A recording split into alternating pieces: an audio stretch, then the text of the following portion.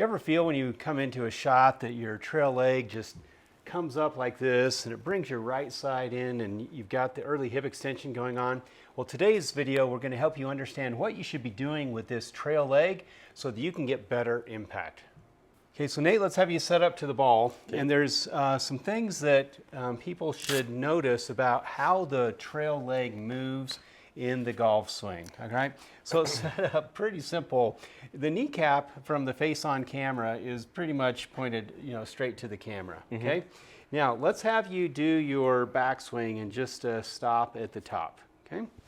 All right, now this is really important here. Notice that his trail kneecap is still pointed towards the camera, okay? That's really critical in that you're not swaying, okay? So looking at this from the down the line perspective, you see this right kneecap as he does his takeaway, it still points towards me, okay? Now, a common fault that happens is people will let their trail leg kind of spin out with their hips, okay? So notice what happens to the ground pressure when Nate lets his knee spin out like that. You can see how the weight goes like on the outside of your ankle. Sometimes the right toe might even come up, right? So Nate, when you do it properly, what does it feel like on your right foot when you've got that right knee still pointing, basically forwards? What does that feel like on your right foot? It feels like as you coil up to the top, you feel pressure into your foot, and it's not breaking. It's definitely not going to break away. We're kind of loading into that trail side, and I've got a lot of stability to be moving forward properly and rotating from there. So it's not just a matter of there's weight on the foot, there's actually a torque that you feel, right? So if we just release this torque, now the knee is going to come towards the ball, okay? So let's look at this from the face-on perspective. Okay? All right, so from the face-on perspective, he's loaded and he feels torque in this right foot. Now, as you release that, as you come into transition and into impact, you can see now the kneecap points basically in front of the ball. And look how the weight goes towards the instep of his right foot there. And then eventually he'll finish on his right toe as you go through the full finish, okay? So let's have Nate, we'll have Nate do a couple shots here. We'll look at them in slow motion. And just notice, we want to pay attention to avoiding this move here where your knee rotates out and the weight shifts to the outside of your foot, feeling a torque, right? As you load up, that you can feel the torque will drive your knee this way and not coming out with the early hip extension. All right, let's hit some shots. Okay, all right, so keeping that knee forward as we coil up to the top really helps in transition.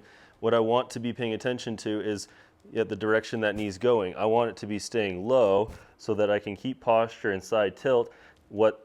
Going high, or having it come forward, now I'm going to be standing up and needing to release the club early and hit like a hook.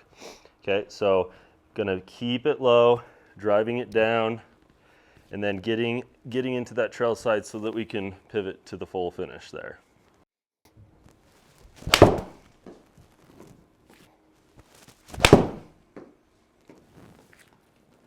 Let's take a moment and review this particular shot. A very tiny draw, 170-yard carry, just a few feet off the line. Just a fantastic shot here. All right, so we've got Nate from both perspectives here. And Nate, let's look at your knee from the trail side knee here. You see it doesn't really rotate away from the ball. So right here you're saying you feel in the right foot, you feel that torque, you feel that ground pressure? Yep, feeling the pressure more towards like the ball of my right foot, kind of load up.